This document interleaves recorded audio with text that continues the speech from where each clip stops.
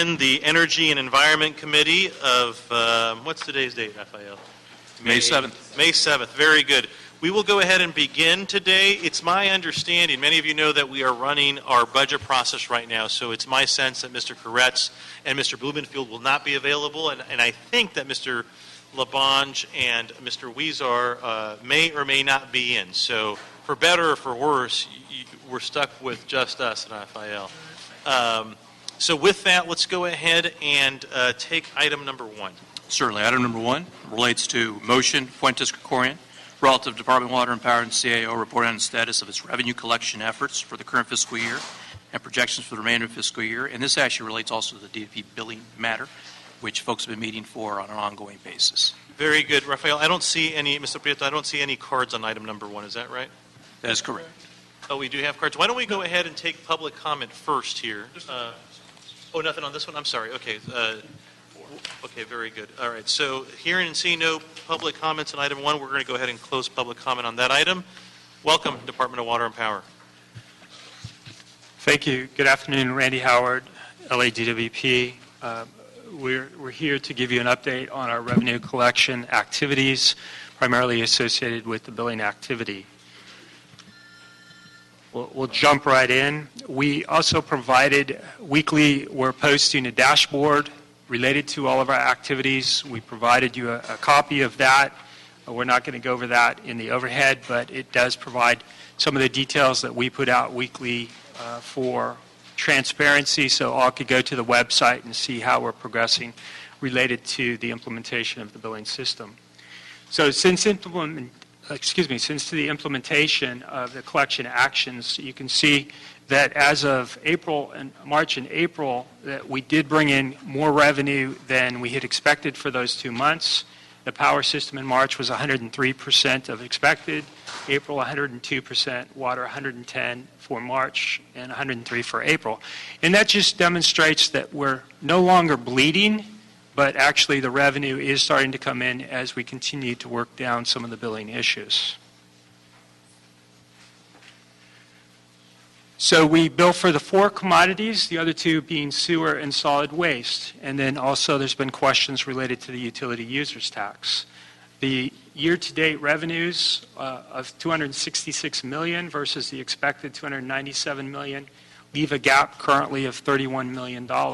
And we'll talk about that a little bit more as to the analysis on what will be expected for the city by the end of this fiscal year. For sewer, we're running about 96% of expected in the current collections, and in solid waste, about 94%. So these numbers continue to move in the right direction. The impact is mentioned on the city finances. So the utility users tax appears to be about $20 million below the budgeted amount and $31 million below the estimated fiscal year to date through April. Now, as the revenue comes in, we discussed before, then it is our expectation that the utility users tax will be transferred over. This annual collection will depend on the rate in which our customers do pay the bills and as we walk through the collection activity. So as we make payment arrangements and spread over some of those payments, that will also spread out some of the collection of the utility users tax. It's our expectation that all of those funds will come in. It's just when they come in that might be the issue for the city. So at this time, too, DWP does not anticipate there will be an impact at all to the city transfer. One of the metrics that we monitor weekly and daily is our live call wait time. We've discussed previously with this committee. So we wanted to show you from November where we were in call wait time versus the first week of May. We're down average on 21 minutes. We did incorporate bringing in our emergency call center reps. We discussed that before. We hired 49 new call center representatives, and they're now all working on the floor. Another initiative that we kicked off on May 1st, so it's not fully reflective in these numbers, we changed our call center hours. We reduced our call center hours, and in so doing, we were initially trying to push more of our customers to the times when we knew there was not a long wait. and we tried to put out a lot of communications to encourage the customers to call earlier in the morning, later in the evening, some of the times where we had representatives possibly and not a lot of wait. That wasn't working so well, so we're going the other way, and we're narrowing the call times and bringing more of the call center representatives to those times when our customers tend to call us the most. So we're now opening the call center from 7 in the morning till 7 in the evening, Monday through Friday, and on Saturday from 7 to 2, and we're closed on Sunday. We do keep representatives 24/7 for emergency calls related to outages, but not for normal business activities such as the billing. And by doing that, we're able to then bring more call center reps to be available to answer the phones when customers are calling. One of the other metrics is the delayed billed estimated revenue. And so you'll recall earlier this was almost $150 million. We continue to make good progress on this. We're now below our threshold. We think on average we're going to be somewhere in the range of 40 to 60 million all the time going forward. So we believe on this item we are now within the range of our desired metric. Bills awaiting payment. These are bills that have been issued and we're awaiting payment from the customers. And we're showing you here from 61 to 90 days and greater than 91 days. And this too, we continue to make good progress related to this activity.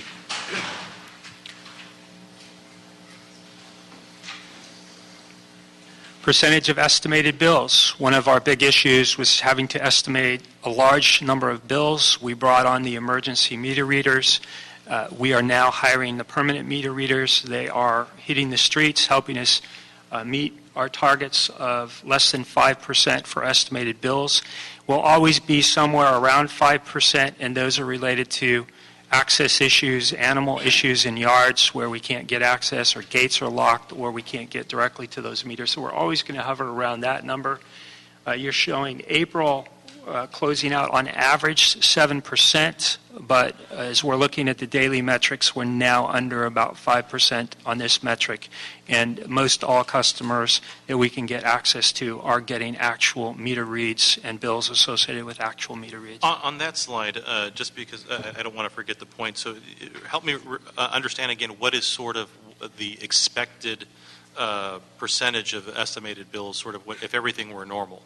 If everything were normal, we're going to be in the 3 to 5% range. And we're getting much closer than we were before. It looks like we're at 7% thereabouts, and you said 5%. We are currently working this week. We are under 5% on average. We're for the whole month of April, as we were working that down, the average of the month was 7%. And if I remember correctly, the real sort of shocker and outrage to folks was when we were defaulting to Rule 3 in our estimation process. Of that 7%, are we finding ourselves having to default to Rule 3, which is that sort of more aggregated estimate that was really creating some swings in people's bill? I mean, any ideas to sort of, are we more in the Rule 1, Rule 2 phase, or not doing Rule 3 at all these days? I would like to say we're not doing Rule 3, but as we continue to work on that, most all of the estimates are hitting more the Rule 1, Rule 2, but some might slip through at Rule 3, but we're trying to capture all of those and ensure that we get those corrected right away. Okay. Yeah, and the reason I want to point that out is because that's where we heard, I think, I'll say outrage, right, the most concern, because that's where there was such a wide discrepancy. And I mean, to have come down to 7%, twice what's normal, but where we were, more than a quarter of our bills being estimated, this is tremendous sort of gains here. So and one of the things we've done in the Rule 3 category, the Rule 3 category took an estimate based on our entire system. Now we've brought in some programmers to refocus that on seeing if we could get into zip codes or neighborhoods. So if we had to use a Rule 3 criteria, that it would be more representative of that actual household. And that's the objective there, if we had to default to a Rule 3, is to get that more narrowly defined versus the broader system estimate. And so in addition to sort of, what estimated bills are, does that then mean that, between December and in April, we've been able to shore up the routing for the meter readers, and I mean, explain to me sort of how it is that we made up so much ground. Did you all deploy more meter readers? Did the system work better so that folks are actually getting to the addresses now versus where they weren't? How did we make so much ground up? So it's been several items. One being, just as you mentioned, we hired the 21 emergency meter readers. We trained those meter readers. We were able to get them out into the field and actually reading meters. We're now hiring the permanents, but because of the help from this committee, we were able to retain an overlap with the emergency hires. We'll be able to keep them employed through November and use the training that we've given them, so we have more meter readers. We're also doing a better job with the routes now and defining those routes. So we went in the implementation, there was a new routing system that was implemented at the same time. There was a lot of challenges related to that. They have been able to work through many of those challenges and refine those routes much better. And so I think you said that it seems like the last couple of days were closer to 5%. That's correct. So when we get back the next time that we meet and have a review, we'll see sort of within the range of normal. It would be our expectation for this metric would be normal. One of the things I wanted to touch on today was the severance, collections and severance timeline. We talked about it before, but just wanted to lay it out. Once we start a collections and severance process, it's typically about a 30-day process from when we initially provide the notification on a collections, a past due letters issued, and then we follow up with a call as well. A disconnect notice would go out until we finally shut off. So our customers have multiple opportunities and interface with the department prior to us going out for an actual disconnect in order to resolve the problem. And so I'm really wanted to put this out there because we have been working, and we discussed at our previous meeting, walking through the commercial customers. We were going with the largest dollar first, greater than 90 days, and working those down. We think on the commercial collections and severance process, by the end of May, we will be normal. We will be back to what would be a normalized state in the commercial sector. And so what we wanted to talk about today is we plan on initiating the collections and severance process in an automated way for the residential sector. We think it's time. We've walked our way through the commercial, and now we need to proceed with the residential. Our approach, and we had a lot of discussion in the department response team that had been formed to look at how best to deal with this, because it's a relatively large number. The outstanding balance greater than 90 days is about $85 million. So what we've put forward here is we're going to go with the age prioritization. We're going to look at the oldest of those and work those first instead of just by the highest dollar amount. So there's really no discrimination there. We'll just work those from the oldest to the newest. And it's just a matter of how many we can tackle. And what we're going to continue to monitor closely is the call center call wait time, because it's really not fair to threaten to shut somebody off because they haven't paid their bill and then they can't get access to us to actually resolve that problem. These are all customers that have received bills greater than 90 days. They have received multiple notices from us that they have accounts receivable that they need to pay or make arrangements. There's nothing on our system that would indicate that they're bad bills. Now, some of them might end up being, but until they tell us that, there's no indication. And so we plan on proceeding this way through the next few months. And so we wanted to make it clear to the council members that we were going to initiate that process, because I'm expecting you'll receive a number of calls, we'll receive a number of calls as we walk our way through that.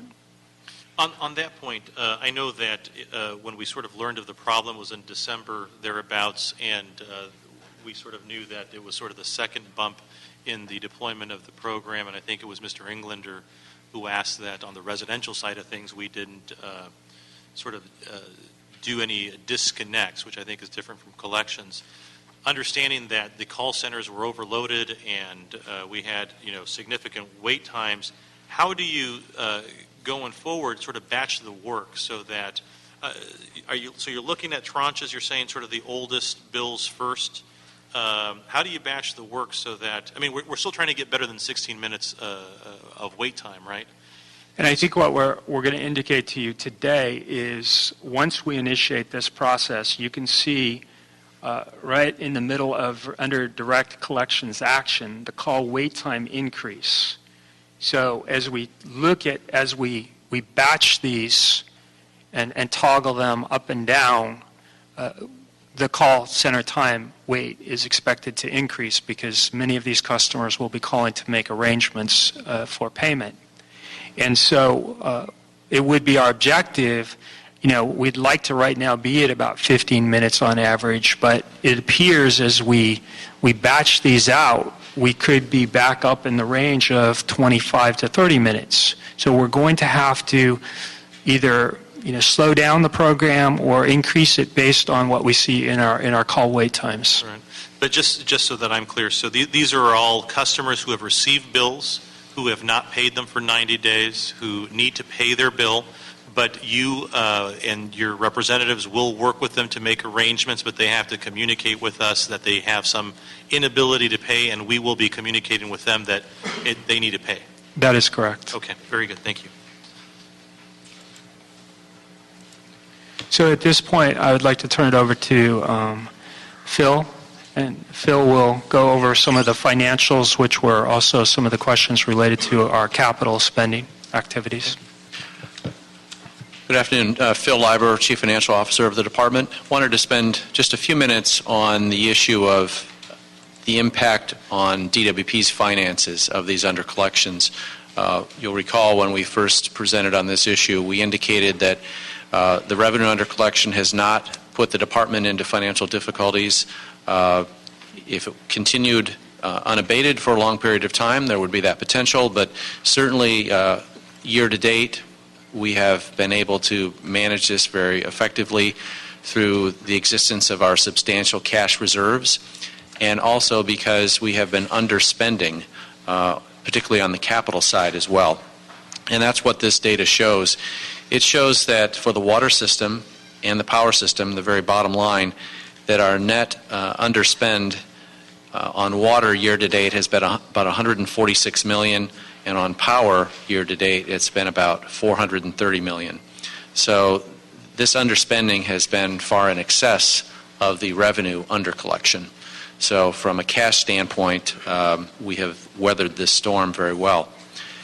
But focusing just on capital, the issue was raised, what is the consequence of this underspending on the utilities programs, and is there something abnormal here that needs to be addressed? So looking a little bit further at capital, what we have here is a chart that shows we're really not out of historical norms in our capital spending. We have the 13-14 fiscal year forecast over on the right, and as you can see, for the water fund, we expect to end the year at about 92% spent on our capital budget. So if we look at actuals versus overall budget, we think we'll be at about 92%. Not quite as good on the power side, we're at about 79%. But as you can see, that is really in line with historical norms. So we're really not facing anything abnormal this year. What contributes to this? Well, if you look a little closer to the programs that make up the capital budget, on the power system we have primarily power supply replacement and the power reliability program, and we have different factors that have contributed to these undercollections, which we'll get to in a moment. But you can see it really varies by program. On the repowering, we expect to end the year pretty much on budget at just about 1% below. For other programs, the variances are a little more significant due to other factors, like, for example, on energy efficiency. We've really been trying to ramp up that program, more than doubling the budget in the past couple of years, and we've faced some challenges in getting the staff on board and really ramping up those programs. We're making progress, but it's just taken a little more time than we anticipated. So if we actually look then at what's happening for each of these programs, we can see on the power side, it really is a variety of things that are contributing to this. For example, timing of payments on the repowering effort. There was a large turbine that we're going to be paying for that towards the end of this fiscal year. So that work is going to be done on schedule. It's just a matter of the timing was a little off. We have had some contracting delays that have affected the power reliability program. We had anticipated outsourcing a fair amount of that work, and we've run into some issues there. That's taken a little bit longer than we had anticipated. And on the Customer Opportunities Program, again, two key elements there are energy efficiency and solar incentives. We have faced backlogs there. We've ramped up those programs. We've had some staffing constraints. But we do expect to work our way through that and get closer to the budgeted amount by the end of the year. On the water side, similar issues. We have some timing of payment issues and prioritization of regulatory projects. On the Safe Drinking Water and Water Quality Program, we're actually pretty much on schedule. In fact, we're going to spend a little bit more than we had budgeted. So our progress on water quality is very good. Water infrastructure, we're running a little behind there, and this is not an atypical problem in that we really don't have enough staff at the moment to do all of this work at the pace we'd like, and we've kind of focused on the drinking water program that has put water infrastructure a little bit behind, but we will be accelerating and ramping up those efforts throughout the summer. Local water supply program, that's just kind of a matter of timing of expenditures. And finally, on regulatory compliance, the Owens Lake Phase 7A just started later than we had anticipated. There were some legal issues and other things we had to work through. So just to summarize, we have had some delays this year in our capital program, really not entirely out of the ordinary from what we've seen in the past years. This is work that will get done. Some of it will just drift into next year. Just a couple of questions. So on the collections, you said that you're going to begin for those residential customers that are past 90 days. Help me just sort of understand again on the commercial side of things where we are. It seemed to me that the under collection, at least as reported in January, February, 80% of our under collection was on the commercial side of things. Is that accurate, thereabouts? That is correct. We had a large portion. The bigger dollars were on the commercial side. There was an opportunity there to focus on that first and walk through that process. So by the end of May, we should be done working our way through all of the greater than 90 days and working into the 60 days on the commercial side. So we're going to be a more normalized state at that point, and we want to start focusing then on the residential. But as we work down some of the commercial, we stopped working on the residential, and those numbers did come up in that process. So it is time to go forward. We've seen our revenues increase as those commercial customers have paid. We've had to make a number of severances related to some of those customers, but in so doing, we are receiving the revenues in now and expect that to continue. Sort of move into the customer service part again. We had that joint hearing with Budget and this committee, and Mr. Krikorian, I think, was very instrumental in making sure that we were moving your sort of personnel needs forward. Where are we on sort of emergency hires being processed? Are you all sort of where you need to be in order to continue to make as much progress as you've been making? Is there anything that we should be looking forward to? I know that we've got a budget item on this agenda to speak a little bit to that, but is everything running the way it needs to in order for you to have the personnel to meet the newfound demand as you turn on the residential collection part of this? Well, we do appreciate the help, again, of this committee, because we would be in a situation today that we would soon have to let go of our emergency CSRs upon bringing in the permanent ones. But the Civil Service Commission did approve for an extension that allowed them to stay on for at least 6 months, and that's 6 months from the day we go and start hiring the new permanents. And so we have now put out the bid for the 50 permanent CSRs, and we'll be able to then keep the emergencies on through November. As mentioned, we had 21 new meter readers that were emergencies. We've now been hiring the permanent emergencies. We get to keep on some of the emergencies through November as well. For the meter readers, a number of the emergencies were also on the list of the permanent hire, and so the training, we didn't have to retrain them. Unfortunately, because the customer service representatives, there were 2,800 applicants. The city personnel went through a screening process. They ended up testing 1,500 of that 2,800. They have now issued a hiring list of 750, and at this point, none of the 50 or 49 emergencies we had are reachable on that list. So the 50 that we do hire will all require about a 12-week training process. That's unfortunate, but we're ready to deal with that. We'll move forward, and we'll be monitoring just our call wait times and our activities to ensure that we're going to continue to keep things in line. And we now have permanent hiring list to the extent we need to hire more employees to continue moving in the right direction here. So both of those were very positive elements to help us achieve these numbers. We did as well bring on some outside technical consultants to help us with some additional programming. We're going to be going to the board for some additional funds there, and we'll continue to look at where we might need to bring in some expertise from the outside, where we see some problems still related to the activities with the implementation.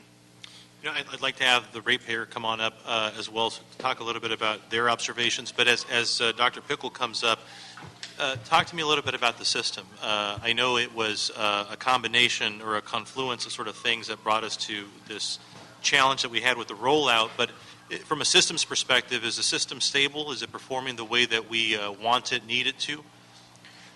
The staff continue to tell me the engine is running well, and it's doing what it was designed to do. Where we still seem to have some challenges is when you put bad data in, you get bad results out, and we still have work that we have to work on that data. But we do have some elements on the output side that still aren't doing exactly what we need, or the reports aren't giving us the information, or we don't have the reports. So the system integrator that was involved with us is still working on the project. They have not received their final payment as of yet. So they're still involved with us in the project, and as we indicated, we've brought in some additional technical assistance to help us with some of the refinements that we are still finding that we need. And so, we're here because, myself and Mr. Krikorian introduced this motion to have you all work together on a weekly basis to let the city family sort of know where we are, and we'll meet again in 30 days with a status report. But if you had to sort of crystal ball, what's on the horizon in terms of the improvement seems to be sort of going at a faster clip than I expected it to, and I think you should be lauded for that. I mean, the recovery's been amazing. But from a systems perspective, when do you think we get close to saying that we're stable, the integration now is sort of working well, and that we are as close to norm or whatever the new norm is going to be in terms of the data that, because presumably this system is going to operate better than the last one, which is to say that we should have sort of better numbers across the board. Do you think by the end of this fiscal year we're there, or are we still a ways away from that? Everything seems to indicate we were probably cusping at the top around May 2nd, so last week in some of the numbers, but maybe a little bit earlier, and everything is progressing downward from that point in the sense of we were finally catching ourselves up with the customers on the delayed bill, those that had maybe not even been billed since September or earlier, and catching ourselves up with those customers. Once we get those solved, once we correct a customer that maybe had some high estimates along the way, and we get them normalized again into actual reads, we're not seeing problems going forward. So it's just a matter of continuing to work down. As you know, we started doing bill resolution Saturdays to try to do outreach. We've done some outreach in specific council offices to help provide opportunities. If people can't get through to us, we're trying to get out to them. Those seem to be successful for those folks that have gone out to those facilities. I think the thing we still need the most is those that haven't paid or are delinquent in paying, is we need to move forward and continue to encourage them to reach out to us if they have a billing issue or to make the payments, and I think we're going to be well on our way. So would it be July 1? I don't know if it'll be quite July 1. Might be a little bit later than that. We might be running more into August time frame, but you have to remember too, July, August, September is when people's bills are the greatest. So we tend to get more calls anyhow related to billing issues, people having challenges with higher bills. And so that's going to contribute to how much and how quickly we can do certain things. Great, thank you. Office of the Ratepayer Advocate. Fred Pickle, Office of Public Accountability. Any observations on sort of where we are? I know that you've been included in sort of the work group, and we are. But any observations on that? One, it's good that they've been successively adding goals to determine or when we can call things back to normal. I think the one area that will be challenging and is going to go on for a while is catching up on the collections for the non-commercial customers, and that will take a long time. Very good. All righty. Well, we don't have any additional any cards on this item. Thank you for the presentation. The order will be, well, I can't issue an order because we don't have a quorum, but the initial motion was to have you all come back every 30 days. You're meeting on a weekly basis as part of this departmental response team.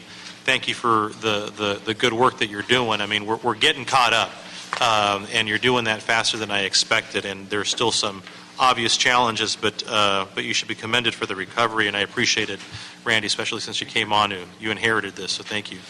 All righty, item 2. Certainly, item number 2. Dr. Pickle, if you could stay there. I'm sorry, yes. The action for item 1 is to hold it in committee pending further Hold it for report 30 days, and then we'll have these folks come on back if I could issue an order. back? Okay, thank you. And Dr. Pickle, if you wouldn't mind staying for the next item.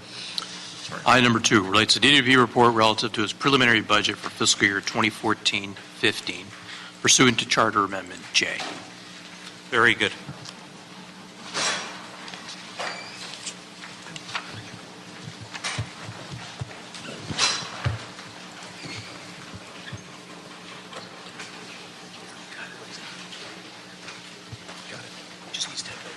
Okay.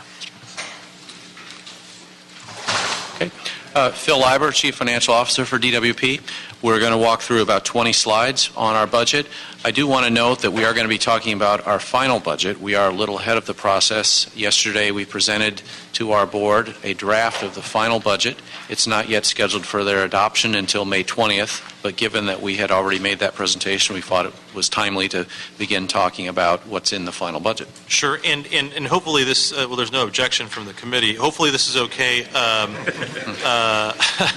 Hopefully this is okay. You know, I took a good look at sort of what the initial sort of thinking was. Since then, we have heard that there won't be a rate increase, and so if you could sort of just hone in on what the differential is as a result of the fact that we're not going to be doing a rate increase, that hopefully will streamline the presentation. Okay, and we do have the format laid out in such a way to facilitate that. We have columns that show our preliminary budget and the final budget, and there are some differences, and a lot of that was what led to our ability to avoid a base rate increase. Sure. And just to be clear, I mean, I think it's important for us to understand that these rate increases aren't things that just get decided by a policy body because the timing isn't right. You mentioned earlier that we are, even though we're within the norms historically of the utilities sort of expenditure program, we're still not expending as much money as we expected to, and as a result of that, we have the ability to defer a rate increase. But I think it's really important to understand that that's not a political decision. It's just that we can afford to not ask for additional support from our rate base at this point. And I just want to make sure that gets communicated, because it's not up to us. It's really up to the numbers, and the numbers lend themselves right now for us to wait a little bit. That is a correct statement. Great, thank you. It's the MBA in me. I'm sorry. I just have to do that. All right. So again, we will be bringing the board to our board on May 20th the final budget for adoption, and once that's complete, we'll be providing the materials to the mayor, council, and other interested parties.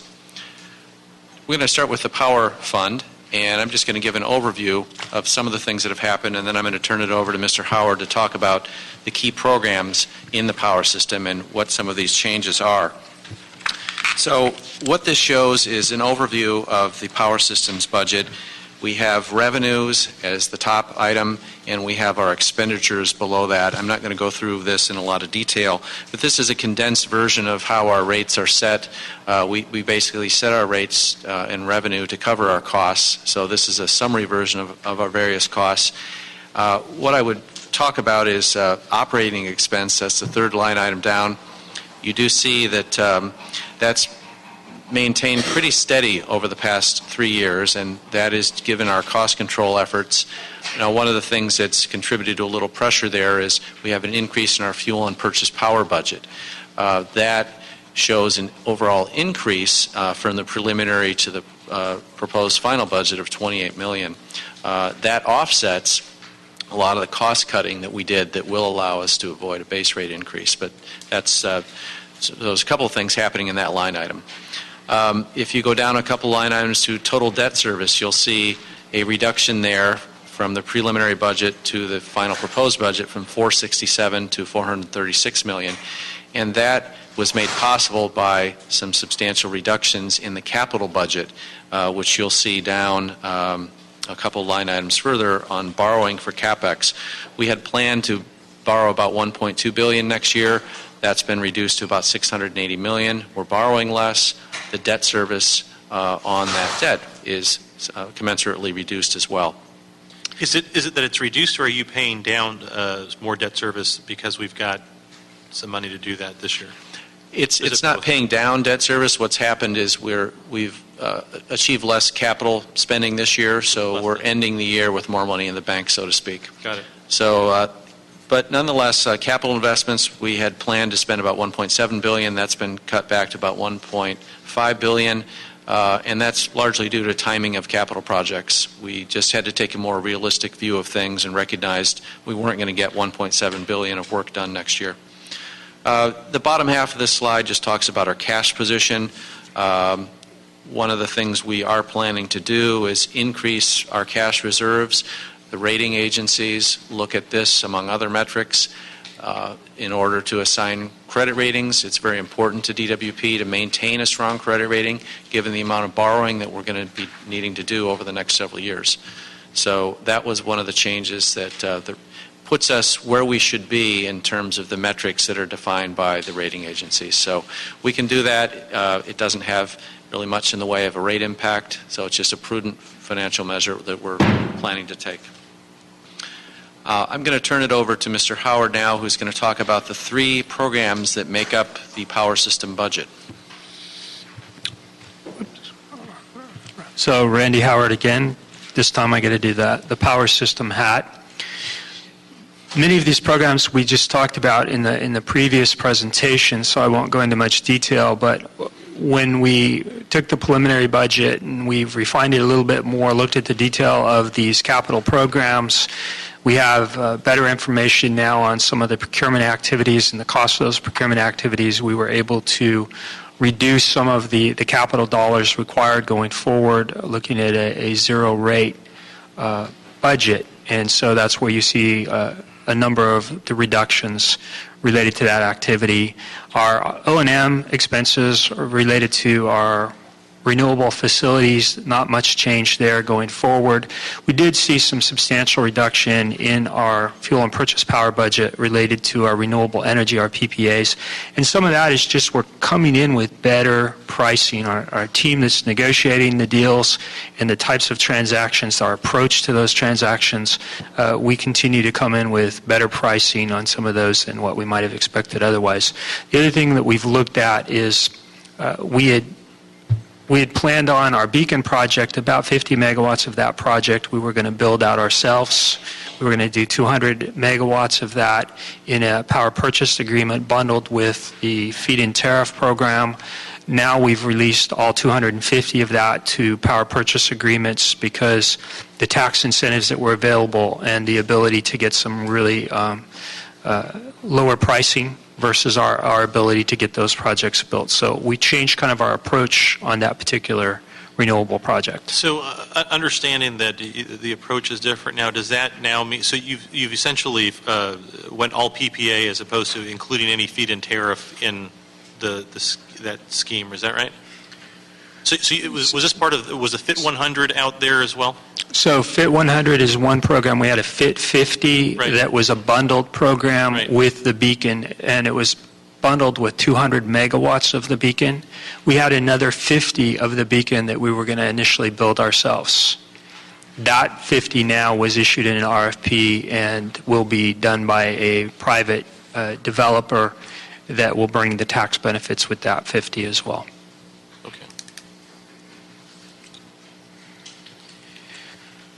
Some of the replacement programs, there's just some photos of what's going on related to the Scattergood and the Barron Ridge. The Barron Ridge is that new transmission line that's being built to bring in the renewables from the Tehachapi area and where our Pine Tree and the Beacon project reside, and Scattergood being down by LAX and the repowering project there.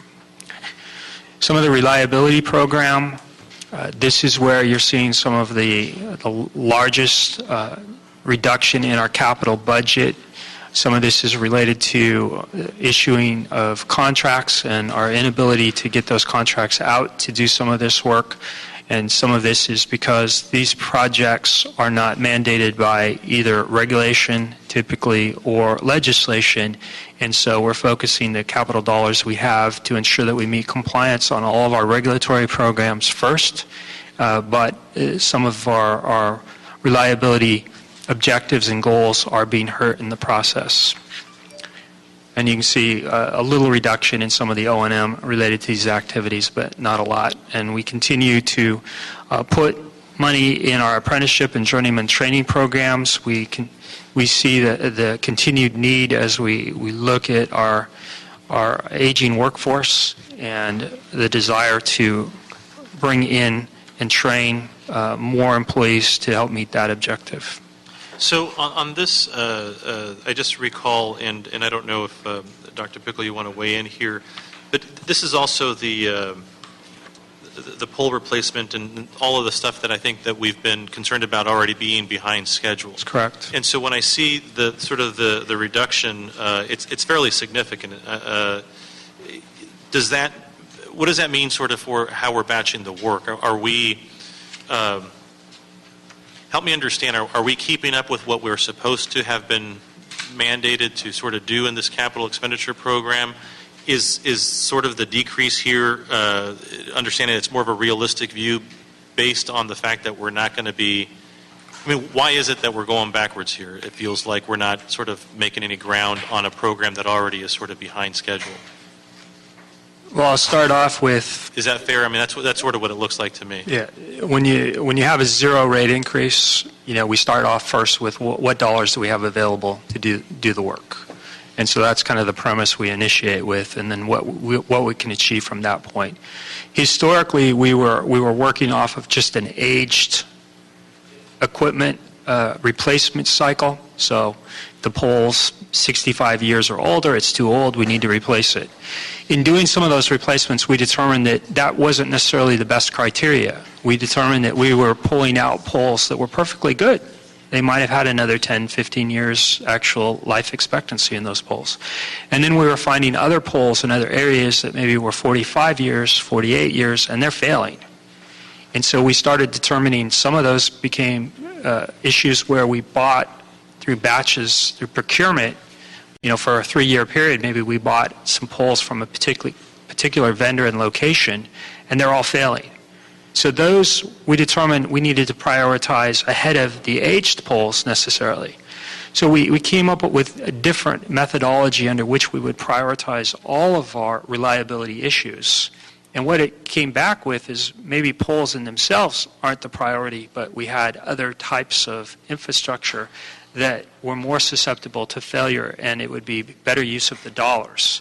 So we've spent a lot of time and effort bringing in some outside folks to assist us in that, a lot of our teams, and we've come up with a new prioritization. So based on the dollars we have, we think we're going to maximize the reliability benefits, but could we use more dollars? Of course we could use more dollars, but right now we're putting realistically what can we get spent, and we need to bring in some of those additional contracts for outside assistance to help us get the incremental work done.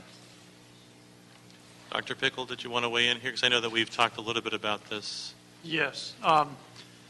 There's always the discussion of mandates versus the chartered mission of reliable service. And I contend that the chartered mission of reliable service should stand equal to the mandates. And in the last rate case, there was a specific increase in the base rate revenue to allow for increases in this program. And we were, for example, budgeted at more than 1,500 new and replacement poles, at least as I understand it, for this year. But as of mid-year, we'd only handled 250. And at the last point I noted, that number was up to a little short of 600, but I'm not sure whether that's new poles or replacement poles. So we remain concerned about progress on this front and making sure that the money that was budgeted and included in the rates to handle this in the last rate case goes toward this. Ms. Edwards. Thank you, sir. Marcy Edwards. I just wanted to make one observation. What's also bundled in this, one, it's a recognition of the typical capital underspend that happens in a number of utilities. But also, across the recession, given the age of our workforce and the amount of people that are necessarily retiring, you have to plan well in advance to be able to keep those craft level positions filled. When we went into the recession, when there was freezes on hiring, it created this kind of open block where we really fell behind. One of the things we need to much more significantly prioritize is growing those training programs and increasing our feed-in into the crafts. But in part, this is a recognition of the fact that block over the last couple of years, when there was very little hiring, has created that gap, and so we don't necessarily have the adequate resource to do that. You know, and I think that's important to note. I mean, one, I had not heard that there was essentially a new analysis being done to try to determine sort of what should be replaced and what shouldn't. And I, like Dr. Pickle, the reliability, I think, is sort of really where I hail from in Sylmar. You know, it just takes a couple of gusts and you can sort of feel the flicker, literally. And to me, I don't know what it is, but I suspect it's the transmission system. It's not our generation system. And so it reminds me every single time that the treadmill sort of burps and I fly into the wall that there's something, and I checked my panel. It's not me. So it reminds me that there's something happening there. But, you know, what I think was really important as we were talking about the integrated resource plan is that we really do have to, the attrition rate and that human capital integrated resource aspect of how you are budgeting going forward is something that really concerns me. And so I think separate and aside from this presentation, we're going to have to figure out what that pipeline looks like and, you know, hopefully utilize my respective committee members who have the ability in personnel like I do to try to help there.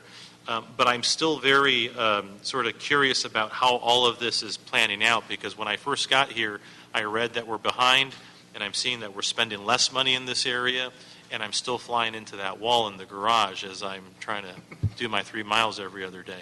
So I'm a little concerned. So I'd like to sort of just put a pin in this so we can come back and really do a deeper dive on that. So why don't we keep moving forward here, and then we'll come back to that.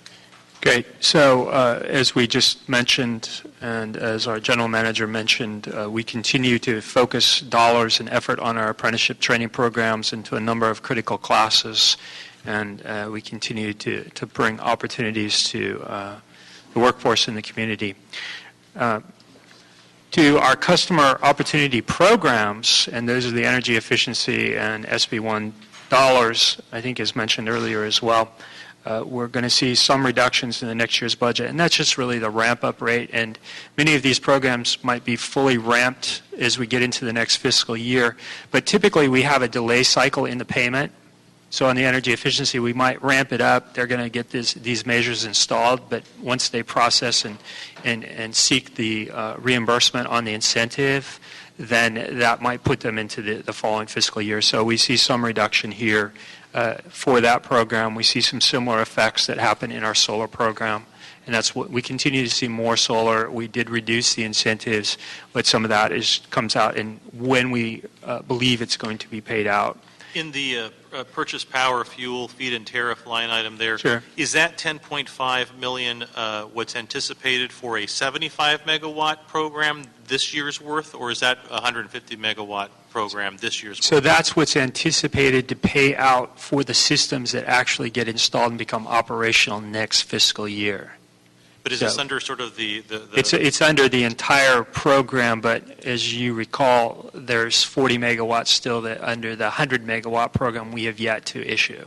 Got it. Okay. And of that program, only 0.7 megawatts is in service so far. Right, and the rest is contracted, right? The rest is currently in some form of development or construction. Got it. Okay. And this just shows some quick pictures of that. The Capital Revenue Fund, and these are some of the joint activities that the power system jointly funds. So our financial system replacement, this is another large IT-type project that's necessary. We have a very old system there that has been pushed out. We're certainly going to take some lessons learned in our customer service system and ensure that we implement all of those in the new financial system replacement. Our fleet purchases, we've reduced some of the fleet purchases going forward for next year. And then you see there is an uptick in our customer service budget. So that should be expected.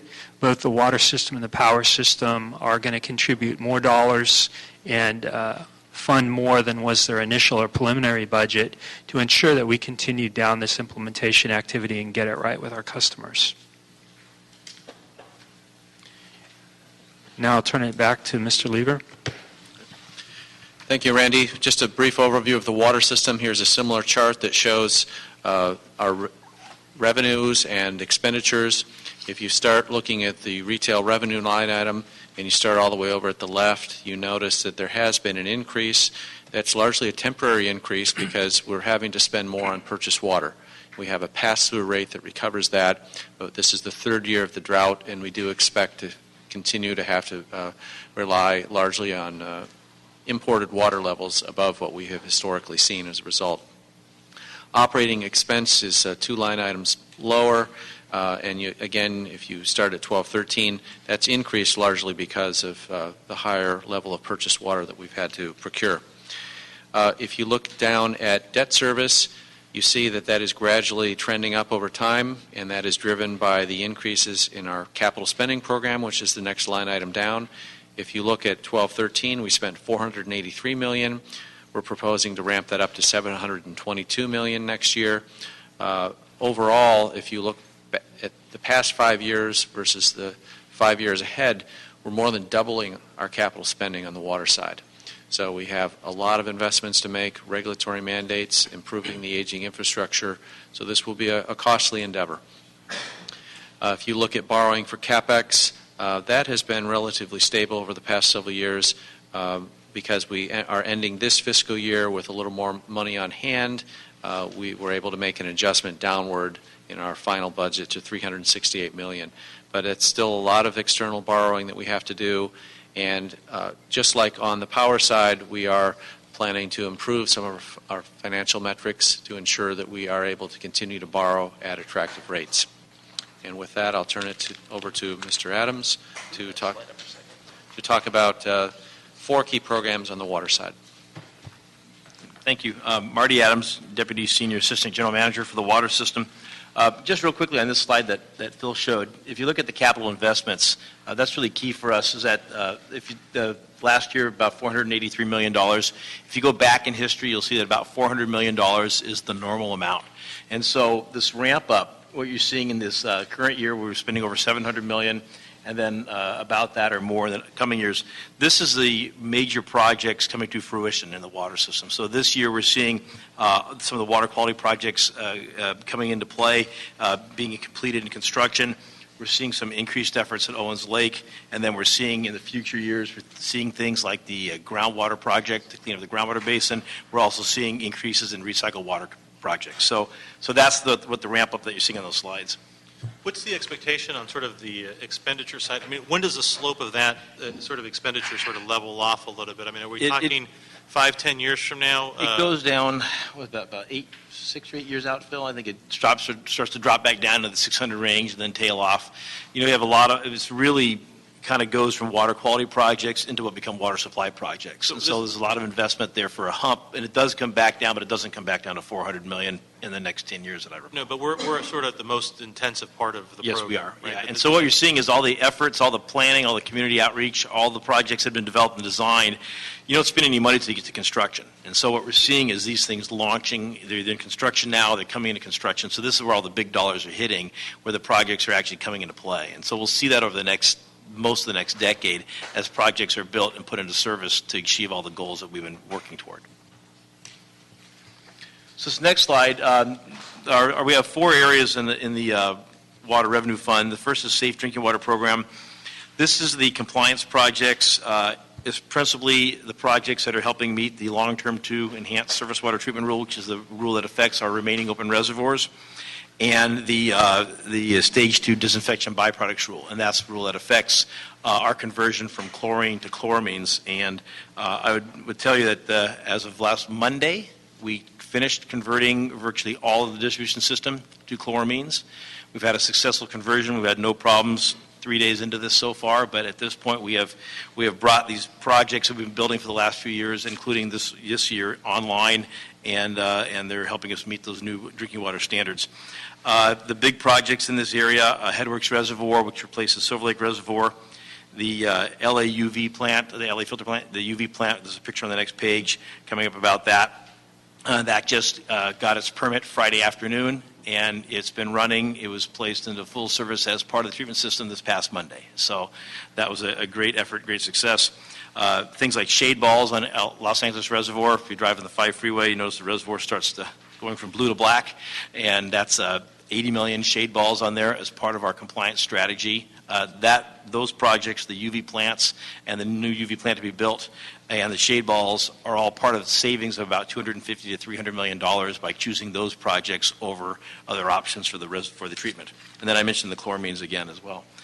Projects there are all pretty much on track. The only thing in terms of expenditures overall, some of the trunk line improvements in the water system are targeted as part of the water quality program. So where we took major reservoirs out of service, and we had to be able to move water throughout the water system in a better fashion. And so part of the projects are trunk line projects. They both hit infrastructure needs, but primarily they're done for water quality driver to meet the new regulations. And so there's a couple projects on the river supply conduit that have not hit yet, and that's why the expenditures are down, but all the compliance dates are being met. Just as I mentioned, this is a picture of the LA filtration plant, UV plant. This is the second largest UV plant in the country. It is now in service, permitted, and delivering drinking water to the city of Los Angeles. 4 to 5 years from now, it'll be the 3rd largest plant in the country as we build the new 2nd largest plant below LA Reservoir, all part of our strategy and all part of the savings in the overall program to deliver safe drinking water and meet the new standards. The next year we have is the Water Infrastructure Program. In this program, this is where we do our pipeline replacements that have been the topic of a lot of discussion. We've also replaced regulator stations that maintain the pressures throughout the system, pumping stations, and repair the LA aqueduct. And we have aggressive programs in all those areas, including things such as placements of water meters and fire hydrants to make sure that we have the most accurate and functioning pieces in the system for our customers. These programs are mostly on target. The biggest challenge for us has been water main replacement, as you're aware. targeted 130,000 feet of pipe this year. We're falling a little bit short of that. We're still targeting 150,000 feet next year. Randy mentioned about hiring, and that's one of the issues for us that we've come to realize we're about at capacity. There's only so many people we can hire at once and train and get in the field. We've been hiring dozens and dozens of people, and we've kind of hit a plateau. And so we are looking to contract out some work or find a different way to help meet those goals. We're not going to reduce our goals. We're just going to try to find a way to meet what we've targeted. We're still sitting about a 350-year replacement cycle. We're trying to get in the next year down to a 250-year replacement cycle and continue to drive those numbers down in the pipeline replacement business. I will say that our leaks overall, though, since 2006, we've reduced our leaks by about 35% with our increased replacement. So things are not out of control. Things are much better than they've been in the past. It's just that we know that there is a future looming when we look at aging infrastructure that if we don't continue to get ahead of the game, we'll have a big bill to pay later on. So we want to make sure that we're ahead of that. One of the important things on this is on the O&M. All the water quality projects, unfortunately, when you build a lot of projects in the water system, you don't get an efficiency for operating. Basically, you build projects that require operators, or require treatment personnel, require more lab personnel. So when we build projects to meet the new water quality standards, it takes more people to maintain those projects. They don't result in a workforce efficiency. But with those, we're still holding the line on O&M. So we've done a lot to hold our O&M level. It's been level for the last several years. We're projecting to continue level. So that's good news for running the water system. Next shot is just a picture just reminding everyone we do have over 7,000 miles of pipe, so we're to New York and back in the distribution system, and that most of our pipe is over a century old, and so we have a lot of work to do to make sure that we don't have a sudden increase in breaks and associated costs. The next area is local water supply and remediation program. You'll see that the biggest ticket item that's kind of come up in this area is groundwater remediation. This is not under the water quality projects because those are projects that are meant to meet new water quality standards. In this case, our groundwater is a water supply issue where we have groundwater, we have the same rights, we have the same standards, but we've lost our ability to use our groundwater supply. So here we're a little bit underspent, and mostly it's timing. We're not looking at project costs. I'd like to tell you that we could get that groundwater project for the $100 million shown here. This is just getting us our foot in the door, getting the effort. As we've said before, this is a $600 to $900 million project. So this is the work that's leading up, groundwater studies, some wellhead treatment in a couple of places we can do that, and then design work getting us into those big spend dollars that we saw on the overall budget. Water conservation reclamation, conservation expenses will be ramping up during the summer. Outreach is increasing for the summer, and with outreach, we expect to have more customers take advantage of the programs that we offer. And then water reclamation projects are coming up as well, particularly the groundwater replenishment projects. So those are projects that have been in design and community outreach for a long time, and they're going to start moving forward as we move ahead in the budget. This is just a couple pictures. The purple pipe, which we know about, there's a lot of work to do purple pipe. I'd like to tell you that we're a little further along in the harbor with purple pipe, but we have some issues between customers and supply sources and trying to work out how we're going to get the best source of water to some future customers in the harbor, coming out of either the harbor or out of the Hyperion treatment plant. So we're working through those issues now, but purple pipe is increasing the system.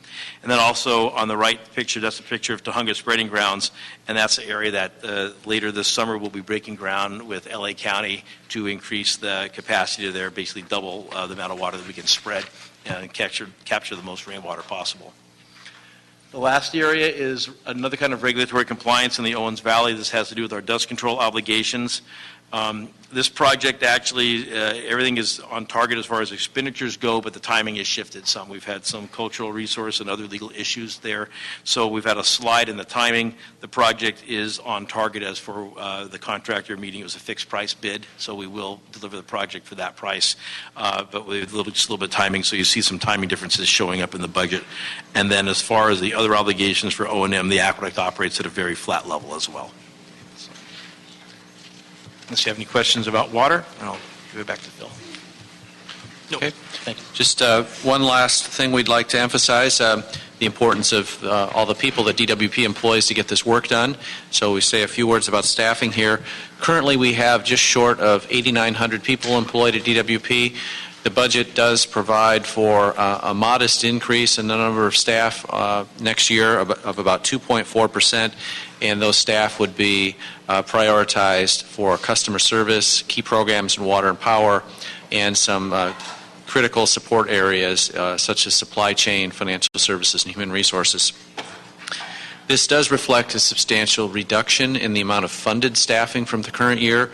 We had a budget this year that had funding for up to 9,700 staff, so reflecting the need to constrain our budget, tighten our belt to avoid base rate increases, as well as really reflecting the reality that we're having difficulty increasing net staffing because of a very significant issue that's also highlighted to the right here, which is the fact that over 40% of our workforce is eligible to retire next year.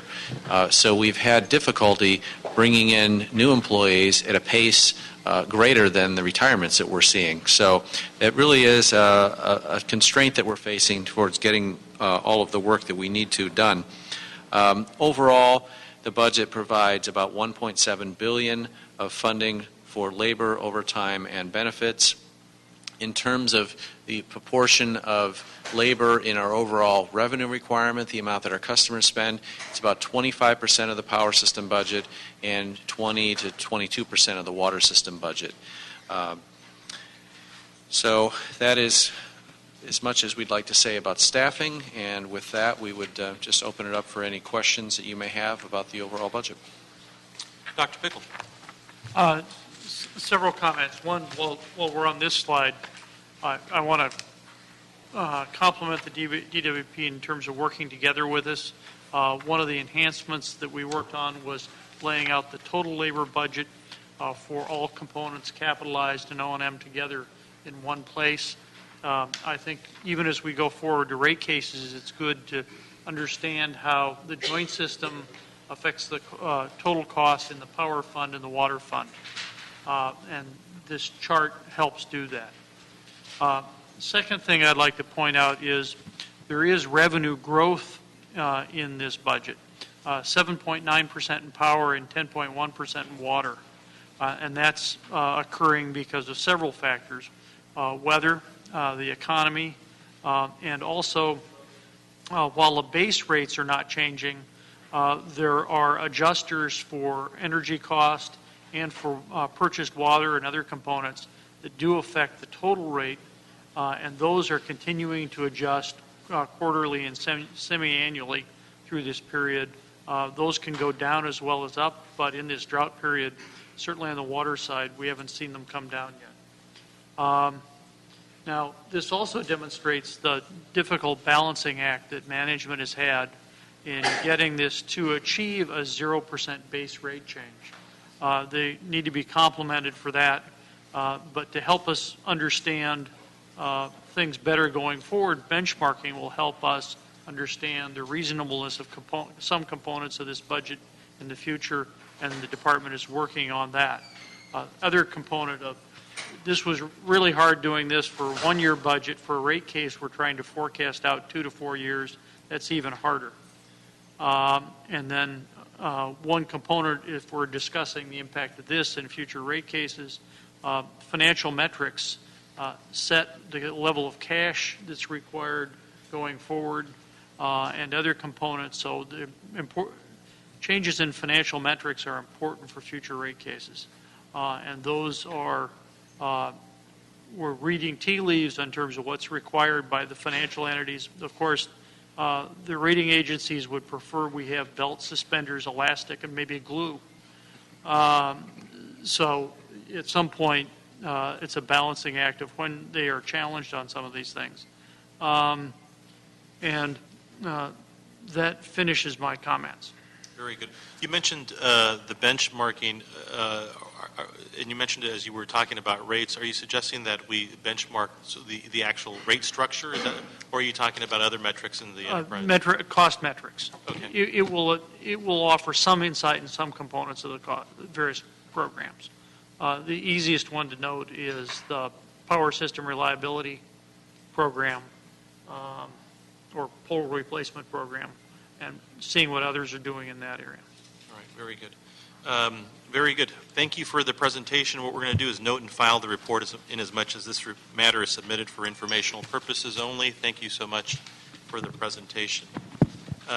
Item number 3, Mr. Prieto, I'd like to just go ahead and communicate to the full council that we're going to go ahead and approve the proposed amendment to the existing agreements with the cities of Burbank, Glendale, and Pasadena in connection with the existing TSAs or transmission service agreements and approval of the Burbank transmission service agreement. Perfect. Got it. Very good.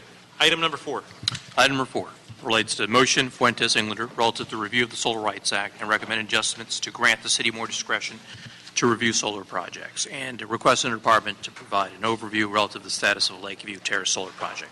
Very good. What I think I'd like to do here is invite our public speakers to make public comment, and then I will take it from there. So if we can have Fritz Bronner, William Shennewerk, Mike O'Gara, and Nancy Woodruff come up. There are 4 chairs there. We'll start with those 4.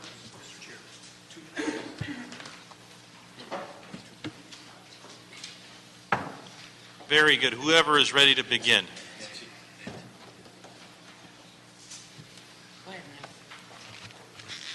Good afternoon.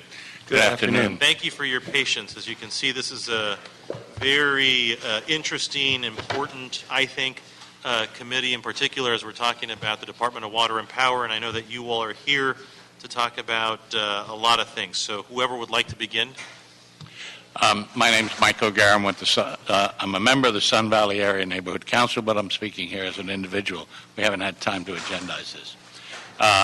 Please accept the tone of this. This is a more preaching to the choir because we know that you understand the problem totally.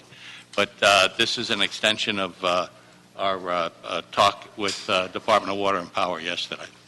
LADWP has been accepting solar electrical generating projects into the FIT program under the state Solar Act guidelines, which basically exempt most cities' processes from regulating these entities.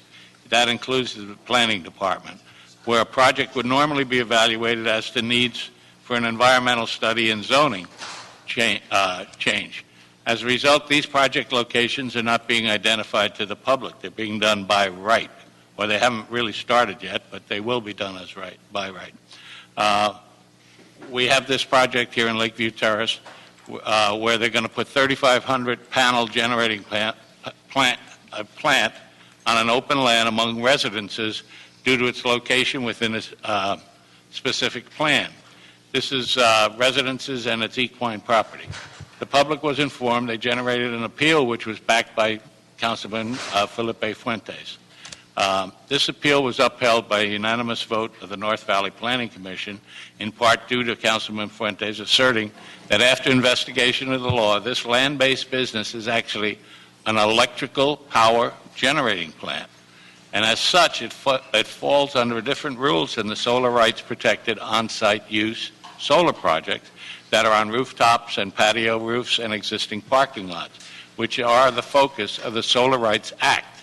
If this appeal stands up and the council motion is approved by the council, this will affect how all open land FIT projects are handled in the future. Great, thank you. Thank you.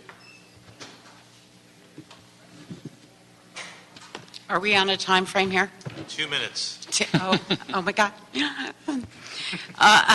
My name is Nancy Woodruff. I'm the Land Use Chair and Vice President for Foothill Trails District, Neighborhood Council, as well as the Latuna Canyon Community Association. Thank you very much for your support at the hearing. We really, really appreciated that. State requirements, as we all know, are getting to the point where 33% renewable energy has to be made available through the city by 2020, starting with 75 megawatts. That's increasing geometrically, it seems, every day here. And the last I read is that the city is looking at 600, which is a big increase from 75. Over 20% of the existing allocations, which were over 300 as of this morning on the FIT site, are in the area of CD7. An awful lot of these are large contracts. These are basically 1,000 to 3,000 megawatts. That's 2,500 to 7,000 panels. That's over 30 projects just in the North Valley. We're really concerned about those on bare land. People are not being notified. There's all of these projects that are large that are going to constitute over 2 acres of land. These aren't going to be rooftop. Nobody's being notified as to where they are. There's not process. Hopefully there will be soon with your efforts. But we're really concerned about where these are located. This is part of your motion, which is why we really support it 110%. We're concerned about the prices, obviously, of the tariffs, and that's something that you guys are addressing as well as DWP. As of yesterday, the DWP commissioners were meeting. The president, am I through? If you could just finish. Okay. Assemblyman Levine, who apparently authored the Solar Rights Project, agrees with you that there needs to be more definition relative to land-based use, that we really need to take a look at their appropriateness within the residential neighborhoods, and we'll further this discussion with you. I would like to just bring up a point. Since there isn't a quorum here at the meeting, I would like to know what action will be taken, and I think you need to tell the public as well as the media what comes next regarding this. Thank you. And I will. Thank you. I'm William Shuttleworth. I've been doing solar research for off and on for 40 years. In this case, it looks like the property taxes and insurance on the land and equipment will total about 8 cents a kilowatt hour. This is approximately the busbar cost of power produced by burning natural gas in an airplane motor, even if you go 12 years into the future on the commodity market to buy your gas. After the solar tax credits expire and property taxes and insurance may make the whole investment uneconomic, the junk man then will come and salvage the aluminum frames and copper cables. The rest of the stuff may be left dumped on the property. I submitted an analysis with my stuff. Very good. Thank you. Thank you, Councilman. My name is Fritz Brauner. I'm with the Foothill Trails District Neighborhood Council, and I'm speaking as a resident there. And we're thrilled and strongly support your motion as far as regarding the governance of solar panels. And hopefully the rest of the city organs here, as far as departments, will start to realize that this is a classic situation of city charter versus state rights. As much as important state rights are to federal rights, city charter rights are critical as well. And I think you so eloquently pointed out that this walks and quacks like a duck, that this is an energy power plant and clearly needs restrictions as far as its use, and that is a home rule under the charter right as far as with the cities, as well as the transparency that has been mentioned here is critical, that they've been very reticent to supply where these other projects are even being proposed or considered. And ironically, the last I want to say is that the DWP gave, and the city has complied with the feed-in tariff programs, has been encouraging that with rooftops and such. So frankly, it is abiding, and this is an adequate defense if there was any question about that, including the incentives of the 300% to be offsetting to use commercial or industrial properties or rooftops. So that if they complain about this, frankly, the city has offered these incentives, and yet they decided to cherry-pick residential properties. And the eminent domain I find really, really odd as far as here is an energy company that, or industry that is behaving so egregious in destroying communities and neighborhoods versus playing by the rules that all the other energy powers to be operate under, and under transparency. Thank you very much. Very good. Thank you. I'd like to invite up Seal Borman, Dave DePinto, Vanessa May, and Josie Sarate, please.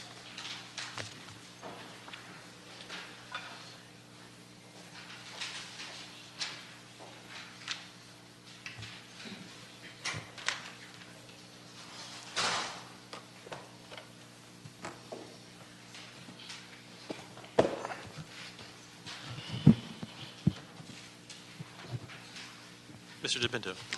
Good afternoon. I'm Dave DePinto, resident of Shadow Hills and also the president of the Shadow Hills Property Owners Association. We have 2,200 households, about 7,000 residents within a half mile of this location. We also have a number of vacant properties in the community. I would express our full support for the motion. We think it's spot on. You've addressed a number of the issues that have been keeping us awake at night, and without adding to or being redundant to Nancy and Mike and some of the other speakers, Fritz, there's only one other suggestion that I'd make, perhaps for the CLA to examine or for this motion to examine, and that is the notion of a moratorium, the notion of asking to put a quit on some of these residential properties until these issues are resolved. We're one community and we could bring 100 people here easily. There are so many of these sites around the city right now that if there was the transparency and if people knew what was proposed, you'd have 100 times the number of sites that are out there. And I think the residents deserve peace of mind on this so that they can have comfort that the process that we're talking about now is moving forward, that the right entities are examining this issue. We are pro-solar, but it's all about the location as far as this is concerned. So I hope that's a little added to what the other folks have said. And again, we thank you for the direction that you're taking on this and the dialogue and the entities that are getting involved in the issue. Good afternoon. I want to thank you for that very good motion, Councilmember Fuentes. And I just wanted to put into the discussion that there's plenty of M-zoned space throughout the city of Los Angeles. This land is fit for commercial, industrial uses, including power, energy generation, and hopefully you can help steer some of these companies to those properties. Thank you. Thank you. My name is Seal Borman. I reside in Lakeview Terrace. I'm a member of the Lakeview Terrace Improvement Association. Solar is very important in our future energy supply, to our future energy supply. Yet, I wonder, in our haste to tap into solar energy, we also need to be sensitive to the communities that may be impacted and find creative ways to obtain the results that we need that will benefit us all. Rooftops, parking lots, commercial buildings, and all new construction projects would seem to be ideal opportunities to place solar panels and not negatively impact upon the community plans and scenic corridors that we've fought so hard to retain. And I'd like to say that nestled in the valley of the foothill San Gabriel Mountains, close to all the things I've grown to love, there's nothing like the view of looking off into the valley as the morning sun rises above. In Lakeview Terrace, a very special place full of nature's little secrets, and if you take the time, you'll be amazed at what you'll find. Thank you. Great, thank you. Hi, my name is Josie Zorati. I'm the president for the Lakeview Terrace Improvement Association, and I live in Lakeview Terrace. I'm just going to repeat what everybody says. This project is not fit for Lakeview Terrace, not for open space, not in a residential area. And my suggestion is if somebody can find out what the next projects are, and if they can let us know, so either if you're not aware of it, maybe we can be your eyes and ears and bring it out to your attention. Like I see in this time, you were not aware of the whole situation. So we can help. That's about it. Thank you. Very good. Thank you very much for your presentation and for your attendance, not just today, but also I know many of you attended in addition to the hearing that was well attended and we had lots of conversation and where we ultimately saw the appeal upheld. We also saw a lot of folks come yesterday to the Department of Water and Power Commission meeting. And so the question was asked, what happens since you don't have a quorum today? Let me tell you what I think I believe to be true. And I think it's important that we are mindful of the sort of potential process that we're walking into. We know that this is really sort of uncharted in terms of the land use. Rather, let me say that we know that we need to reconcile how this feed-in tariff program works with our land use authority. And there is, I think, in my mind, some questions yet that this motion is trying to ferret out to figure out what that process is exactly. So I want to be very careful as we're in a public hearing that can be used for discovery, because I have not informed myself completely as to sort of how this stuff may or may not proceed. So I want to be very careful, and I will admit that I'm learning as we go. We do know that the applicants have 60 days to file suit with the decision that the Area Planning Commission has deemed when they rejected their opinion.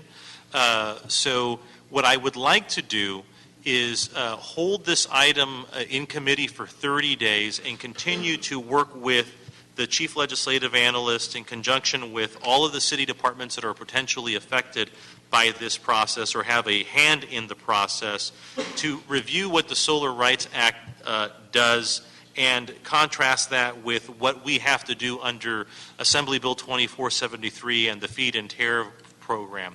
We also know that Commission President Mel Levine is the author of the Solar Rights Act, as it turns out, which creates a really interesting sort of twist to all of this, because you all heard in commission yesterday that he believes his intentions were to primarily focus this application of solar collection in residential areas. But we also know that the law has changed in the last 34 plus years, and so I want to be very careful as to sort of what is and what isn't sort of the rules. But then to bring it back to Lakeview Terrace and Council District 7, we know that we have a project that is been rejected, and we don't, I think, know what the applicants are going to do next. So what I'd like to do is hold this item for 30 days, work with our legislative staff in the city attorney's office, in the building and safety office, the planning department, the Department of Water and Power. Mr. Levine and I have communicated yesterday. We're going to be working together with all of these folks that I mentioned to understand sort of what the commission's rules were as it relates to the feed and tariff program, what they may or may not be in the future, and also what that means in terms of Los Angeles' advocacy for any potential changes in the legislature. So I hate to be so obtuse about this, but I think, as I mentioned in various public forums, that this may very well be a test of a process, and I want to be very, very careful as we're building the record here. So we'll hold the item for 30 days, and it's not to say that there won't be any action in 30 days. It is to say that there will be lots of conversations happening between now and when we hear it next. I'm sorry we closed public comment, but I will be available as soon as we adjourn the meeting to talk with folks who have come to City Hall to testify. With that, let that be the order. We'll hold the item. I think that clears the docket. It does. Very good. There are no general public comment cards, it appears. We're adjourned.